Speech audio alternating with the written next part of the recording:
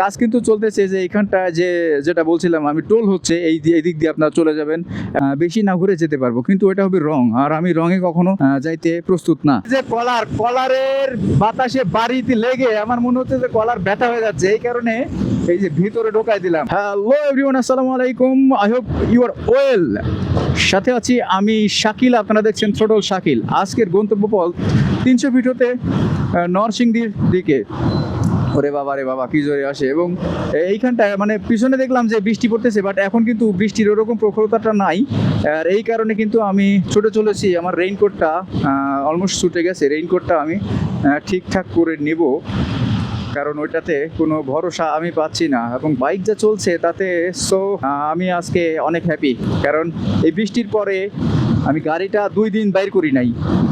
বেরোনো করার উদ্দেশ্য হচ্ছে যে এত সুন্দরভাবে আসলে বাইকটা আমি ওয়াশ করেছিলাম, এবং যে কেরোসিনটা যাতে জং না পড়ে, এই কারণে কেরোসিনটা মেরেছিলাম, এবং কেরোসিনটা মারার ফলে আমার বাইকটা আমার সত্যি বের করতে মন চায় নাই, এই কারণে কিন্তু আমি বের করি নাই। আচ্ছা যাই হোক, আমি আমার রেইনকোটটা আগে ঠিক করে নেই, দিন তারপরে আমি আবারও রওনা দিচ্ছি। প্রচুর বাতাস হচ্ছে আজকে, প্রচুর বাতাস। এই যে বাম সাইডে ইন্ডিকেটর দিয়ে রাখলাম, এবং আমি নিরাপদ জায়গা, ভালো করে দেখেন, হাইওয়েতে যান আর যেখানে যান বাম সাইডে আপনারা সবসময় ইন্ডিকেটর দিয়ে আপনারা পার্কটা করে রাখবেন। ফুলগুলা কিন্তু বৃষ্টির পরে, মানে বৃষ্টিতে যখন ধুলাবালি সব কিছু পরিষ্কার হয়ে যায়, তখন এই পাতাগুলা এবং ফুলগুলা তার আসল যে সৌন্দর্য, সেই সৌন্দর্যটাতে ফিরে আসে। এবং এইখানটায় আসলে সত্যি সত্যি মানে এত পরিমাণ স্মুথ হয়েছে আজকে গাড়িটা, যে জাস্ট আনবিলিভেবল, এত সুন্দর হয়েছে, ভাষায় প্রকাশ করতে পারবো না। থ্রোটল কেবল এবং ক্লাস কেবল দুইটা যখন পরিষ্কার করেছি, তখন গাড়ির মাইলেজ এবং গতি সব কিছুই কিন্তু বেড়ে গেছে।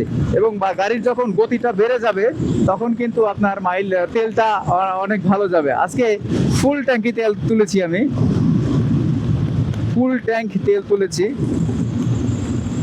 দেখি কি অবস্থা হয়।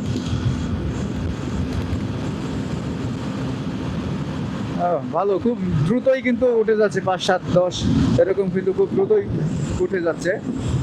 তো অবশ্যই সবাই খেয়াল করে চালাবেন বাইকটা, সবাই অবশ্যই খেয়াল করে চালাবেন। আর আমার যে শার্টের যে কলারের বাতাসে বাড়িতে লেগে আমার মনে হচ্ছে যে কলার ব্যথা হয়ে যাচ্ছে, এই কারণে এই যে ভিতরে ঢোকাই দিলাম। ওই যে সেলুনে বসলে যেমন ভাবে আপনার কলার ঢোকাইতে হয়, ঠিক সেইভাবে ঢোকাই দিলাম, যেন বাতাসটা ওর ওইভাবে না ঢুকে, বা ওইভাবে বাতাসটা না ঢুকে এবং কেটে যায় বাতাসগুলা। অলরেডি দেখতে দেখতে কিন্তু টানেল নাম্বার 2-তে প্রবেশ করলাম আমরা। টানেল 2-তে প্রবেশ করলাম, জিক্সার নিয়ে আসতেছে। এবং অনেকেই বলে যে ভাই এফজেড ভার্সন 2-তে আসলে যে ওভারটেকিং এর বিষয়টা, ওভারটেকিং স্মুথ না। আল্লাহ, এটা ভাই সম্পূর্ণ ভুল কথা। চালানোর ভিতরে সবকিছু হবে। দেখা যাচ্ছে যে আপনি R15 যে চালাচ্ছে, সে এফজেড ভার্সন 2-কে ক্রস করতে পারতেছে না। বিষয় হচ্ছে এরকম, বিষয়টা যে R15 ভার্সন 3 হোক বা R15 যেটাই হোক না কেন, আপনার ইঞ্জিনের পাওয়ার তো ডিসকভারের থেকে বেশি, তাই না? তাই তো। কিন্তু এইখানটার বিষয় হচ্ছে ড্রাইভারের, যে ড্রাইভারটা কিন্তু ঠিক নাই। R15-এ যে ড্রাইভার বসে আছে, ড্রাইভারের কলিজাতে সাহস নাই, এবং ডিসকভারের যে ড্রাইভার আছে, সেই ড্রাইভারের কলিজায় পাওয়ার আছে। এই কারণেই ডিসকভার নিয়ে R15-কে টেক্কা দিতে পারতেছে। আর কমিউটার সেগমেন্টের ভিতরে আমি এফজেড ভার্সন 2-কে সবসময় প্রিপেয়ার করি, কারণ 150 সিসির ভিতরে এই বাইকটা সম্পূর্ণ মানে কমফোর্ট বলতে পারেন আপনারা, কারণ এটা এত পরিমাণ কমফোর্টের কারণে আপনি সারাদিন যদি বাইক চালান, সারাদিন বাইক চালালেও আপনার শরীর ব্যথা হবে না, যদি বাইক ঠিকঠাক থাকে। আর যদি বাইক ঠিকঠাক না থাকে, তাহলে তো ভাই অবস্থা সেই জিক্সারের মতনই হবে। সব থেকে বেশি প্যারা পেয়েছিলাম আমি জিক্সারে। এই যে 3 নাম্বার টানেলটাতে অবশ্যই একটু সাবধানে আসবেন, কারণ এইখানটা এই যে অনেক ঝাঁকি হবে, এবং যারা নতুন আসবেন জানেন না, তাদের জন্য কিন্তু আরো বেশি সমস্যা হবে। এই কারণেই কিন্তু বলে দেওয়া যায় 300 ফিটের কোথায় কি আছে না আছে, সেই বিষয়টা কিন্তু আমার আলহামদুলিল্লাহ মুখস্থ আছে। 300 ফিটের এই 3 নাম্বার টানেল ব্যতীত অন্য কোনো টানেলে আপনি যত জোরেই বাইক রাইড করেন না কেন, আপনার সমস্যা হওয়ার কথা না, শুধুমাত্র এই 300 ফিটে এই 3 নাম্বার টানেলে। আচ্ছা, আমার মাল আছে। ও আছে, কিন্তু ও খুব দৌড়াদৌড়ি করতেছে, বুঝতেছি না ব্যাপারটা। ওকে কি আমি সামনে নিব? যে কোনো মুহূর্তে ছিঁড়ে গেলে তো আমার জন্য খুব হ্যাম্পারিং এর সৃষ্টি হয়ে যাবে। আবারও যদি দাঁড়াই, দেখেন 1:33 বাজে, অলরেডি 27 থেকে 6 মিনিটে কিন্তু আমি 4 নম্বর টানেলের এখানটা চলে আসছি। এবং এই সকল মানে আদুসা ড্রাইভার, এই আদুসা ড্রাইভারের কারণে কিন্তু বেশি সমস্যা হয়। 4 নম্বর টানেলটা ক্রস করতেছি আমি, তবে ক্রস করার আগে আমি আবারও যে আমার যে রেইনকোটটা আছে, রেইনকোটটাকে আমি ঠিক করে নিই। এই কারণে আমি আবারও থামলাম আসলে। এবং আমার যে ইঞ্জিনে মোবিল টবিল তেল মেরেছিলাম, তেলটা উপর থেকে পুড়তেছে, এই কারণে একটু গন্ধ লাগতেছে। বিআরটিসি বাস, দেখেন সামনে কি ভাঙাচোরা আছে। বিআরটিসি বাসের সামনে একেবারে ভাঙাচোরা। এবং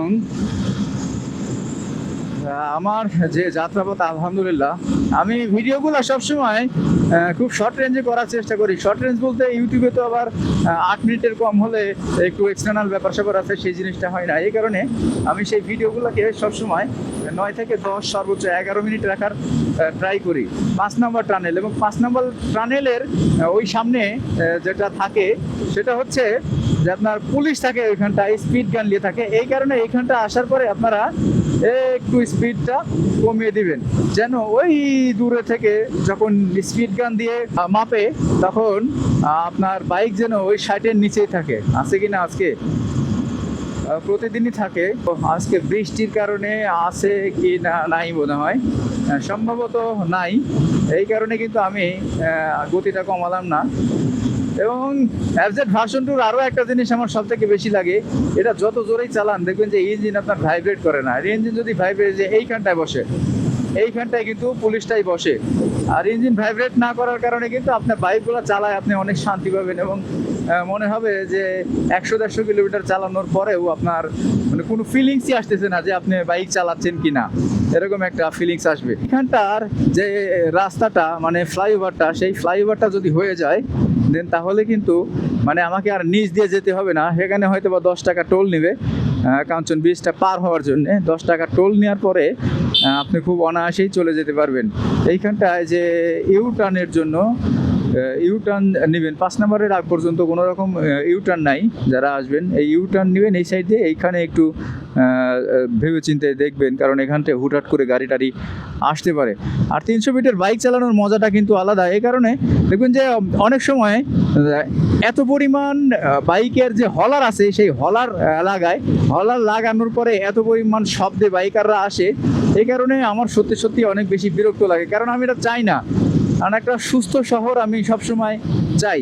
এই কারণে আমি দেখেন আমার যতগুলো বাইক আমি ব্যবহার করি, কোনো বাইকে আমি এক্সটার্নাল কোনো কিছু লাগাই না, ইন্টারনাল কোনো কিছু লাগাই না। ইন্টারনাল কোনো কিছু লাগানো মানেই সেটা ঝামেলা, ওটা পুলিশের ঝামেলা হবে, মানুষের সমস্যা হবে। এই কারণে কোনো কিছু না লাগানোটাই সব থেকে বেটার।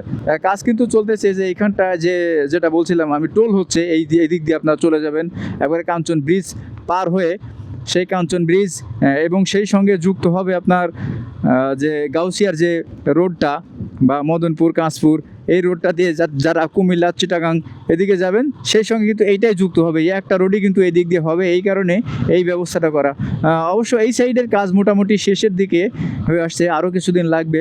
এবং ওই সাইডে যে স্প্যানগুলোও কিন্তু বসানো প্রায় শেষের দিকে। খালি সাইডের যে রেলিংয়ের কাজ, সেই সাইডের রেলিংয়ের কাজগুলো এখনও পর্যন্ত সেই রেলিংয়ের কাজগুলো আছে। আমি যদি ডান দিক দিয়ে যাই, একটু উল্টা দিক দিয়ে যাই, তাহলে কিন্তু সহজেই আমি একবারে ওই অনেক মোটামুটি 1-1.5 কিলোমিটার রাস্তা বেশি না ঘুরে যেতে পারবো। কিন্তু এটা হবে রং, আর আমি রঙে কখনো যাইতে প্রস্তুত না, বা রঙে যাওয়া আমার জন্যে ভালো না। কারণ সচেতনতা সব থেকে বড় কিছু, সব কিছুর ঊর্ধ্বে হচ্ছে সচেতনতা। দেখছেন কি পরিমাণ ভাঙা, এইখানটায় প্রচুর ভাঙা। এই ভাঙা টাঙ্গার ভিতর দিয়ে যাওয়াটা অনেক মুশকিল। বিশেষ করে আমার আসলে মায়া লাগতেছে, আমার বাইকটা যত সুন্দরভাবে আমি পরিষ্কার করেছি, এই রোড দিয়ে গিয়ে আমার বাইকে মাটি চুটি ভরতেছে, আমার মনে হচ্ছে যে শরীরে কোনো রকম দাগ পড়তেছে।